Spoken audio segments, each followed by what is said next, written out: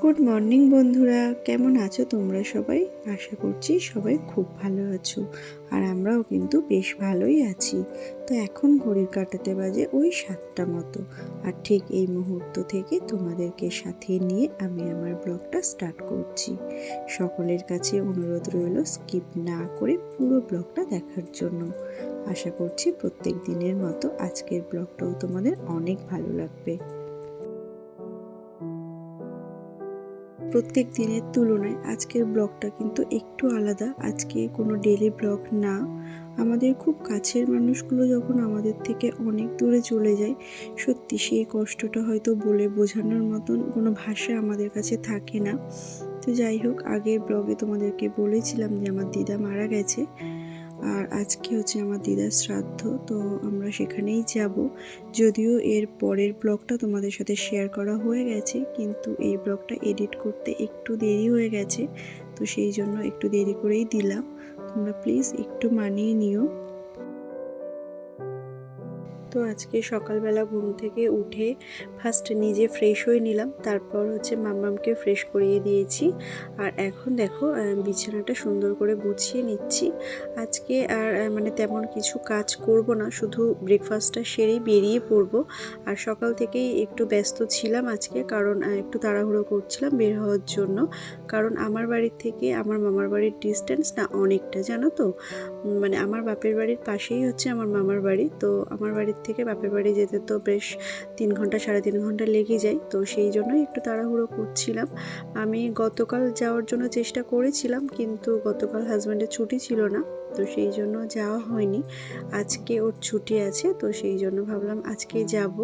আর আজকে যেহেতু শ্রাদ্ধ, তো খুব বেশি দেরি করে গেলে কেমন একটা হয়, তাই না বলো? তো সেই জন্যই মানে তাড়াহুড়ো করছিলাম, যাতে একটু মানে তাড়াতাড়ি পৌঁছানো যায় ওখানে। তো প্রথমে সুন্দর করে বিছানাটা গুছিয়ে নিলাম। আর ঘরটাকে সুন্দর করে না গুছিয়ে রেখে গেলেও হয় না, মানে এসে পর ওই অগোছালো ঘর দেখতে না আমার খুব বাজে লাগে। সেই জন্য আমি কোথাও গেলে তার আগে কিন্তু ঘরটাকে সুন্দর করে পরিষ্কার করে রেখে তারপরেই যাই। আর মাম্মামকে তো স্নান করাবো না, আমি একটু স্নান করব, আর তারপর পুজোটা দেব, আর ব্রেকফাস্টটা সেরে তারপর আমরা বেরিয়ে পড়বো। আমার মামার বাড়িতে জানো তো, দোল উৎসবটা খুব বড় করে সেলিব্রেট করা হয়। মানে 3 দিন ব্যাপী ওখানে নাম সংকীর্তন হয়, বা দোলের যে সমস্ত রাধাকৃষ্ণের মানে পূজা সব কিছুই কিন্তু হয়। 3 দিন ধরেই অনুষ্ঠান হয়। আর আমরা কিন্তু প্রতি বছরই মানে মামার বাড়িতে গিয়েই দোল উৎসবটা পালন করি। আর তোমরা তো জানো যে দোল উৎসব আর বেশি দিন কিন্তু বাকি নেই। তো সেই জন্য এবছর মানে মামার বাড়িতে তো আর যাওয়া হবে না, যেহেতু দিদা মারা গেছে। তো আমরা সবাই মানে দোলেতেই যাব বলে ভেবে রেখেছিলাম। তো সেখানে দেখো আজকে দিদার শ্রাদ্ধেতে যেতে হচ্ছে। তো মনটা সত্যি বলতে ভীষণই খারাপ লাগছে। মানে সবসময় যেমন মামার বাড়িতে আনন্দ করে মজা করে যাই, এবারে কিন্তু সেইভাবে আর মানে যেতে পারবো না। তো কিছু করার নেই, সব কিছুকেই মেনে নিতেই হবে। আর আমার দিদা না সত্যি মানে খুব একটা ভালো মানুষ ছিলেন, তো আজকে আর আমাদের মধ্যে নেই। সেটা মেনে নিতে সত্যি আমাদের খুব অসুবিধাই হচ্ছে। তো কার কখন ডাক আসবে সত্যি সেটা কেউই আগে থেকে বলতে পারে না। তো যাই হোক, দেখো আজকে ব্রেকফাস্টে একটু বানিয়ে নেব গোলা রুটি। তো তেমন কোনো ভারী টিফিন বানাবো না, যেহেতু গাড়িতেই যাব। আর তাছাড়া মামামের একটু বমির টেন্ডেন্সিও আছে, তো সেই জন্য একটু হালকা কিছুই বানিয়ে নেব। তো আজকে না ভয়েস ওভার দিতে গিয়ে আমার মানে সত্যি একটু অসুবিধাই হচ্ছে। কিছু কিছু বিশেষ মানুষদের কথা বলতে গিয়ে অনেক সময় আমাদের মনটা অনেক ভারাক্রান্ত হয়ে ওঠে, গলাটা কেঁপে ওঠে। তো সেরকম একটা মানুষ হচ্ছে আমার দিদা। আর প্রত্যেকটা নাতি নাতনির কাছে কিন্তু দিদা ঠাম্মা এরা কিন্তু খুব স্পেশাল বলো। আবার প্রত্যেকটা ঠাম্মা দিদার কাছে কিন্তু তাদের নাতি নাতনিরা ভীষণ স্পেশাল। তো আমার জীবনেও কিন্তু আমার দিদা সেরকম ছিল। আজকে মানে প্রচুর পরিমাণে দিদার কথাই মনে হচ্ছে। তো তোমাদের সাথে আজকে কিছু কথা শেয়ার না করলেই পারছি না। জানো তো, আমার যখন 3 মাস বয়স তখন আমার মা চাকরি পায়। তো মাকে ট্রেনিংয়ের জন্য চলে যেতে হয়েছিল।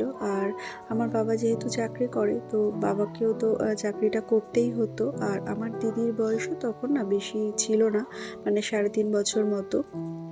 তো যাই হোক, দুই বোনকে কিন্তু আমার দিদা সম্পূর্ণরূপে সামলেছে। তখন মানে দিদাই আমাদের পাশে ছিল। মানে আমাকে পুরো মানুষ করার দায়িত্ব কিন্তু আমার দিদাই নিয়েছিল তখন। তো সেই জন্য মানে দিদার কথা আজকে মনে পড়লে সত্যিই খুব কষ্ট হয়। তো যাই হোক, দেখো স্নানটা সেরে নিয়েছি আর এখন চলে এসেছি একটু পুজো দিতে। তো মাম্মামকে খাইয়ে দিয়েছি আর ওকে তো স্নান করাবো না, একটু মাথা গা হাত পাগুলো একটু মুছিয়ে দেবো। আর আমি পুজোটা দিয়ে নিয়ে তারপর খেয়ে তারপর বেরিয়ে পড়বো। এই কয়েকদিন এত বেশি মানে ছোটাছুটি করা হয়ে গেছে, তো শরীরটা না খুব একটা ভালো নেই। আর মাম্মামেরও শরীরটা খুব একটা ভালো নেই। কারণ কি বলতো, আমি তো জানতাম না যে দিদা হঠাৎ করে এইভাবে আমাদের ছেড়ে চলে যাবে। তো আমি আমার বাপের বাড়ি গেছিলাম, তখন সেদিন সোমবার ছিল। তো সোমবার রাত্রে না আমি দিদাকে দেখে তারপরে বাড়ি এসেছি। দিদা একটু অসুস্থ ছিল, তো সেই জন্য দিদাকে দেখে বাড়ি ফিরেছি সোমবার রাত্রে। আর মঙ্গলবার সকালে হঠাৎ ফোন আসে যে দিদা মারা গেছে। সত্যি বলছি, ঘটনাটা একদমই মেনে নিতে পারিনি। বিশ্বাস করো, যে মানুষটার সাথে আগের দিন রাত্রে কথা বলে এসেছি, সেই মানুষটা যে আজ আমাদের মধ্যে নেই, এই জিনিসটা একদমই মেনে নিতে পারছিলাম না মন থেকে। তো যাই হোক, মঙ্গলবার সকালে আবার মাম্মামকে নিয়ে, মানে মাম্মামকে তখন স্কুলে পাঠিয়ে দিয়েছিলাম।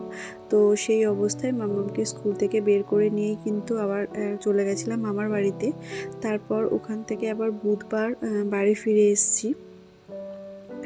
তার 3 দিন পরে আবার আমার মা মানে শ্রাদ্ধ করেছিল। যেহেতু মেয়েকে 3 দিন বা 5 দিনের মাথায় শ্রাদ্ধ করতে হয়, তো মা করেছিল। তো তখন আমি গেছিলাম, কিন্তু সেই ভিডিওটা তোমাদের সাথে আর শেয়ার করা হয়নি। তখন সত্যি বলতে মনের অবস্থা একদমই ভালো ছিল না, ভিডিও করার মতন কোনো মানে মানসিক অবস্থাতেই আমি ছিলাম না। তো সেই জন্য কোনো ভিডিও তোমাদের সাথে শেয়ার করা হয়নি। আর আজকে দেখতে দেখতে 12টা দিন কেটে গেছে। তো সেই জন্য আজকে ভাবলাম তোমাদের সাথে একটু শেয়ার করি। তো দেখতেই পেলে জামা কাপড় সমস্ত কিছু গুছিয়ে নিয়েছি আর এখন বেরিয়ে পড়েছি মামার বাড়ি যাওয়ার জন্য। তো দেখো, আমি মামার বাড়িতে চলে এসেছি আর এটা আমার মামার বাড়ি। তো চলো ভিতরে যাওয়া যাক।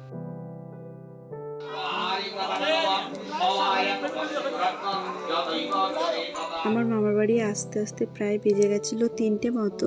কারণ প্রথমে আমি বাপের বাড়িতে গেছিলাম, সেখানে ড্রেসটা চেঞ্জ করে শাড়িটা পরে তারপরে মামার বাড়িতে এসেছিলাম। আর এখানে এসে দেখলাম যে শ্রাদ্ধের কাজ প্রায় অনেকটাই হয়ে গেছে। আর আমার দিদার না বেশ্য শ্রাদ্ধ করা হচ্ছিল। তোমরা হয়তো অনেকেই এটা জানো, আবার অনেকেই এই শ্রাদ্ধটা জানো না। তো এই শ্রাদ্ধ করতে কিন্তু প্রচুর পুরোহিত লাগে। আর এই শ্রাদ্ধটা কিন্তু আমিও খুব বেশি জানি না, তো যতটুকু জানি তোমাদের সাথে বলছি।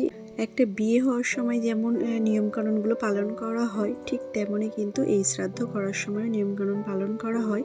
কারণ এই যে কাঠটা দেখতে পাচ্ছ, এটাকে কিন্তু বেশ্য কাঠ বলা হয়। তো প্রথমেই কিন্তু আমরা হলুদ, মেথি হলুদ, যেটা বিয়ের সময় একটা মানে কনেকে মাখানো হয়, তো সেটাই মাখানো হয়েছিল। তারপরে দেখো নতুন শাড়ি পরালাম, তারপর মাথায় আবার টোপর দেয়া হয়েছিল। আর এখানে দেখো দুটো গরুকে আনা হয়েছিল, আর মাঝখানে যেটা যজ্ঞ হচ্ছিল। আর এই বিশ্বকারটাকে মাথায় করে নিয়ে মানে আমার মামা মামিরা সবাই চারপাশে ঘুরছিল। আর আমরা কিন্তু দেখো বরণডালা সাজিয়ে কিন্তু সবার মাথায় বরণডালা নিয়ে কিন্তু আমরাও চারপাশে ঘুরছিলাম। মানে একটা বিয়েতে যেভাবে রিচুয়ালসগুলো পালন করা হয়, তার অনেকটাই এখানে পালন করা হচ্ছিল।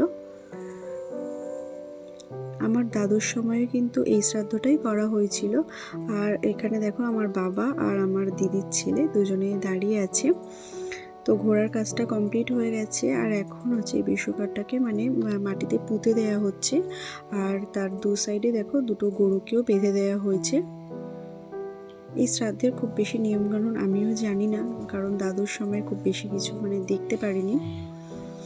আর তোমাদেরকে একটু বলি, আমার দাদুরা কিন্তু জমিদার ছিলেন। আর আমার মামার বাড়িটা কিন্তু প্রায় 100 বছরেরও বেশি পুরানো একটা বাড়ি। যদিও বাড়িটা আমি তোমাদেরকে খুব বেশি দেখাতে পারলাম না, কিন্তু বাড়ির ভিতরে এখনো পর্যন্ত গেলে কাঠের সিঁড়ি পাওয়া যাবে, বা অনেক পুরানো দিনের বাড়ি যেমন হয় তো তেমনই। তো তোমাদেরকে দেখাতে পারলাম না, যেহেতু প্যান্ডেল করা আছে। কোনো একদিন যদি আসি আমি তোমাদের সাথে শেয়ার করব আমার মামার বাড়িটা। তারপরে তোমাদেরকে এখানে দেখালাম বরণ ডালা সাজিয়ে বরণ করাও হয়েছে। আর এখন দেখো পুকুর ঘাটের দিকে যাওয়া হচ্ছে। এটা ঠিক কী কারণে আমি ঠিক জানি না।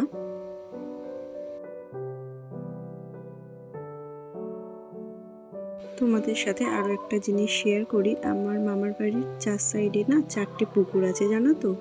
প্রত্যেকটা পুকুরেই কিন্তু শান বাঁধানো। তো যাই হোক, আজকের আর ভিডিও করতে পারিনি। তো এটা কিন্তু পরের দিনের ভিডিও, শ্রাদ্ধের পরের দিন, খাওয়া দাওয়ার দিন। তো দেখো এখন আমরা খাওয়া দাওয়া করতে বসে গেছি। তো চলো আজকের ভিডিওটা এইটুকু। যদি ভালো লেগে থাকে তাহলে প্লিজ একটা লাইক দিয়ে দিও। আর যদি মনে করো আমি ইউটিউবে একটু জায়গা করে নিই, তো প্লিজ আমার চ্যানেলটা সাবস্ক্রাইব করে দিয়ে আমার পাশে থেকো। কালকে আর একটা সুন্দর ব্লগ নিয়ে চলে আসবো।